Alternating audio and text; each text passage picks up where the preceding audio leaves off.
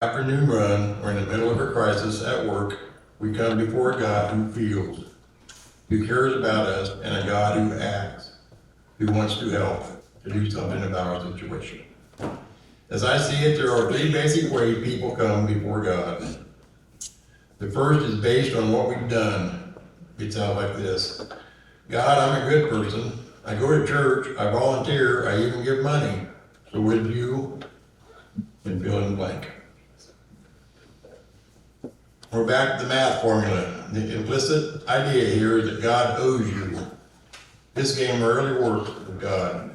The only thing that can effectively keep you from God's mercy is thinking you deserve it. This is one of the many reasons that religious people are often the farthest from God. That sentence right there was a heavy one that kind of made sense to me. The second way is based on what's been done to us. Maybe you're in a rough spot, life's not going too well, you need help. So your prayer sounds something like this: God, it's really hard right now. I'm going through hell. How can you let this happen to me? It's not fair. So would you fill in the blank? We play the victim card, trying to show God how badly we need His mercy, trying to manipulate God to get what we want. And there's a time and a place to pray like this, to lament, to protest all that's wrong about your life. But there's a better way forward, a third way to come before God, not based on what we've done or what's been done to us, but based on who God is. And that hit me hard, based on His mercy. In this posture, praying sounds something like this: God, you are compassionate, you care about me, and you're gracious, you help. And God, you don't owe me a thing, and there's a ton of other people who have it way worse than I do. But based on your love, I ask you, blank. Now, once again, prayer isn't a formula. There's no right way to pray, but Yahweh seems to find this kind of prayer far more compelling than anything else. But this is how you and I approach God, or not. There's a lot of violence in the Bible. Obviously, the ancient world was a barbaric, cruel place, as if it's not in it today. And Yahweh, as always, was way ahead of His people, coaxing them forward to a world where you love your enemy, not beheaded. But that's a long journey, and we read a lot of bloody war stories along the way. The kind of stories that atheists blog about and fundamentalists yell about, and most of us just skip over and pretend like it's not a problem. These stories are a challenge. There's no way around that. They are hard to reconcile with the character of Yahweh and the teachings of Jesus. But there's an even greater challenge: all the stories about God's mercy. And we need to keep them stories alive. And here's an example. Here's one. It's about a prophet named Jonah. And you all know the story, but let me read this anyways. It makes a little sense. Some people think it's history. Others think it's more of an allegory. Either way, it's a great story. In the opening line of Jonah's autobiography, we read that the word Yahweh came to Jonah, son of Amittai, I guess. Go to the great city of Nineveh and preach against it, because the wickedness has come up before me. Nineveh was the capital of the Assyrian Empire. Assyria was a dominant empire in the day and an arch enemy of Israel. They'd been at war with the Hebrews off and on for centuries, and the Ninevites were the stuff of legend. It says here a few decades ago, archaeologists found a Ninevite library, and their writings are crazy. And since there's kids here, I'm not going to say what's this. It's pretty nasty. On the top of the 10 things you don't want to happen if you're an ancient king was getting skinned alive. And that was one of the mild ones. These are not nice people. If you're Jonah, Nineveh isn't exactly a place where you want to plant a church. Which is why the next line reads, tells us that Jonah ran away from Yahweh and headed for Tarshish. You all remember the story. Nineveh was to the east, a few days' walk. Tarshish to the west, across the ocean on the edge of Spain. It was literally the last city on the map in the ancient world, the Hebrew equivalent of Timbuktu. So Jonah runs in the exact opposite direction to the last vestige of civilization. But notice the odd line in the story, as terrifying as the Assyrians were, he's not running from Nineveh, he's running from Yahweh. Why? Well, you don't find out till the end of the story. After run in with a storm and a fish with digestive issues, Jonah finally ends up in Nineveh. And this is the part that I really never thought about to make sense. Preaching a one-sentence message, 40 days and Nineveh will be overthrown. That's it. No three-point sermon, no cute story about his kids, no altar call. One sentence. Yahweh is going to kill all of you. But in a shocking twist, the Ninevites repent. They turn away from the worship of other gods and the violence and injustice that come as a result. They turn to worship Yahweh, the Creator. Even the king repents. He calls for a day of mourning, and the people put on sackcloth and beg for Yahweh's mercy. The word relented is, I can't do Hebrew, but I'll try. Nahamed. Remember the word, it means changed his mind. Why? Because God responds. There's an elasticity to his dealings with people. He was going to destroy the Ninevites, but when he saw genuine repentance, he had mercy and changed his mind. And the city went on to enjoy a long life. And then that's when the story gets interesting. You think Jonah would explode with joy. He had a front row seat to one of the greatest moves of God in human history. But instead, he goes into the adult equivalence of a temper tantrum. He vents to Yahweh.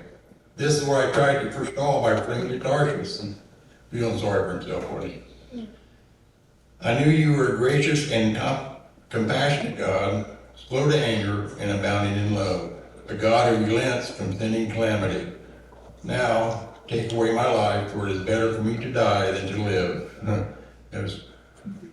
Jonah is mad, seething with anger at Yahweh. Why? Because Yahweh was compassionate and gracious to his enemies. That's kind of what I'm going to touch on today. What about when God shows mercy to people who hurt us, stomp on us, gossip behind our back, lie about us to our boss, betray us, and abandon us? What about when God is merciful to them? That's the problem with this God Yahweh. You just can't trust him to keep back blessing from people who don't deserve it. People who aren't religious or spiritual or even good, because he's compassionate and gracious to everybody. It's getting kind of serious here, hang with me. Most of us want mercy for ourselves and justice for everyone else, but it doesn't work like that. God shows mercy to all. And I'm living proof of that. The odds are, so are you. Who am I to think I deserve God's blessings any more than the next guy? In hindsight, I see all sorts of areas where I blew it. My innocence was a myth. I was no different. And the way I finally achieved peace was by daily coming back to the recognition that it's all mercy. Amen. Now Yahweh is also just, and he does get angry. For now, I know that his baseline emotion towards you is mercy. We see this all over teachings of Jesus. One of Jesus' most disturbing and unpopular teachings was on nonviolence and enemy love. You have heard that it was said, love your neighbor and hate your enemy, but I tell you, love your enemies and pray for those who persecute you. It's not an easy one to do. Thousands of years later, we still can't quite grapple with the intensity of the statement. It's one thing not to kill our enemy, but to love them. This is especially hard in the U.S., where our comfort level with military violence is so high. After all, we're the good guys.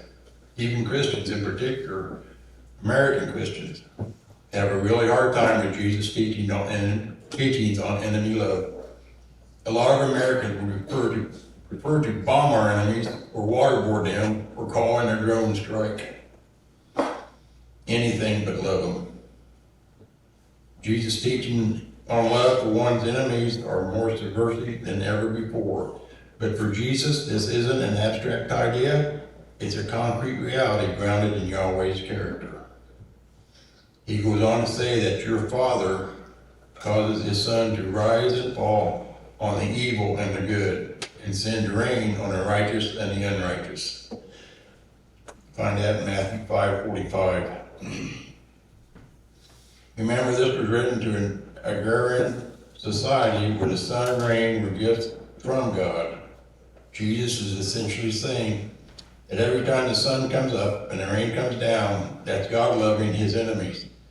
Because God, by nature, is merciful. We kind of went on that story with Elijah in Sunday school. We missed a good Sunday school lesson. Jesus' mercy doesn't come from a laid-back personality. It's born out of his character, Yahweh's character. The most famous story Jesus ever told was about a father and his two sons. One son is a wild, brashy party animal. The other is a self-righteous snob. A wild son asks for his inheritance early, which is an agent, honor, shame culture, is the ultimate act of dishonor. He's essentially asking his dad to hurry up and die, and shocking twist, the dad, who you quickly figure out is a picture of Yahweh, says yes, and the narcissist son says all. For a distant country where he squandered his wealth in wild living. Meanwhile, the older brother stays at home to be a good boy and work the field. Naturally, the prolific son runs out of money and his life goes belly up. He lands in abject poverty, eating pig's food. The end of the rope for a Jewish kid. They didn't have nothing to do with pig, did they? Finally, he comes to his senses and decides to go back home and beg his dad for mercy. But when he gets close to home, and if this is the movie, the next part would happen in slow motion. His father saw him and was filled with compassion and ran to his son, threw his arms around him and kissed him. Usually we read the story as if it's about two sons, but what if it's actually about the father? The son has done everything imaginable to break his father's heart, but the father's compassion is unshakable. Jesus had a name he used for God over and over again. It was Father. For Jesus, the primary way we relate to God is not as a puny mortal cowering before an angry, malignant deity in the sky, but as sons and daughters in Daddy's lap, in trust, in vulnerability, and intimacy, in a relationship and love. Who God has staggering implications for who we are. There's a deeply Hebrew idea that goes all the way back to Moses at Mount Sinai. In the oldest rabbinic writings on Exodus 34, 6, and 7, rabbis talk about the imitation of God. How is God's job to imagine or image God? I think that's what we're supposed to do, is image God in this world. To copy and emulate and mimic what God is like to the world. The way the world is supposed to know what God is like is by looking at the people of God. Mercy is one thing, is one of those things you just can't ever get enough of. Part of it is just my personality, or no, that's not really that one. And actually, most of this is third person because it's Mr. Comer. He's a pretty good guy. Start that over. Mercy is one of those things you just can't ever have enough of. And I live with this nagging sense that I need to get my act together. I need to work harder, do more, be better, earn my keep, take it up a notch, quit screwing around.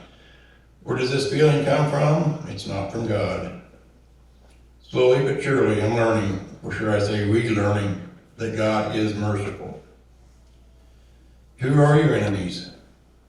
The people who abuse you, stomp on you, trash talk you, drive the knife a little deeper, make your life a living hell, the people you hate? What would it look like to you to show mercy to them, even love them?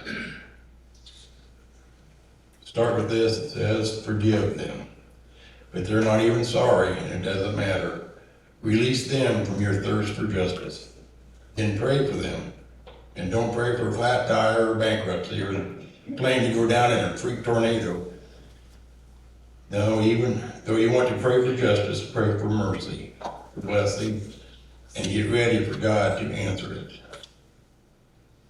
Next, who are the people you have a daily opportunity to show mercy to? And this is one that hits me. The people you rub shoulders with, the people in the office, the gym, the church, the home you need mercy, and home who need mercy. And they are usually the people who annoy you the most. If you have a wedding band on your fourth finger, then it's your spouse. Marriage is the art of learning to forgive over and over and over again. And that's what I'm still learning. Marriage only works when nobody's keeping score, when nobody wins or loses, when every day is a chance to give and receive mercy. And this is my week in a nutshell. When your spouse screws up and when they forget to put out the recycling bin on a Monday, or pay the electric bill on time, or when they talk with a mouthful of burrito, or do something to annoy you, do you show mercy? And that's a big one for me. By the way, we don't get to self-evaluate. This is the kind of question you ask your spouse. If you're a parent and every day you have a chance to show mercy, parents, one of the most important jobs you have is to show mercy to your kids. The character, Yahweh. If you love them well, it will make it that much easier for them to believe in a God who is compassionate. If you're cranky and always biting their low heads off, and you get to tell them that God is their Father, don't expect it to sink in. One of the greatest gifts you can give your children is to raise them so they have little unlearning to do, especially about God.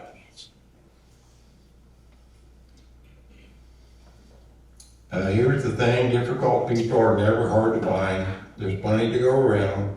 You probably have one on your street, or in your apartment building, or at the office, or in your church. If not, there's always the holidays of that weird uncle. Who has God put in your life to frustrate you and rub you the wrong way? Every time you see them, every time they annoy you, or upset you, or make you mad, it's an opportunity to be like God, to show mercy. And it says here, don't miss it. Boy, that's talking to Doug. Finally, do you honestly believe that God is your Father? Do you believe that this to be true in the deepest part of your being? That God is like a parent. He feels compassion for you. He's gracious. He wants to help. Is this how you relate to God? You come to Him in trust and freedom, intimacy, and anticipation, like a child to his mom or dad? If there's not, there's no time like the present. There's an allusion in Exodus 34 in the New Testament of Hebrews. Let us then approach God's throne of grace with confidence, so that we may receive mercy and find grace to help us in our time of need. This is a claim about how we are to approach God, and I love the writer's choice of words, with confidence. Because we don't know who did Hebrews do it. We're to approach the God who speaks worlds into existence with confidence, because He's our dad. We come to His throne of grace, not as beggars off the street, but as His sons and daughters, royal heirs to the throne. And this guy gives an example. When I get home from work, my kids don't bow down and crawl to kiss my feet. They run away and they jump into my arms, scream, Daddy. That's confidence. That's how we are to come to God. So where do you need mercy? Where do you need grace to help in time of need? Go to the Father, like the kid you are, appeal to His compassion. Ask for His grace. No matter where you've been or what you've done recently, even with the stink of the pigsty still on your breath, the Father is already running towards you, arms spread open, smile wide. And that was a thing on my mind with the world's goings on. Yeah, it'd be nice just to go out there and blast them to smithereens, but we can't do that. We gotta show them God's love. And that's all the way from Hamas the thugs on the street. That's all I got, guys. Thanks for putting up with me. Thank you. Thank you, Dad. Stand and be dismissed.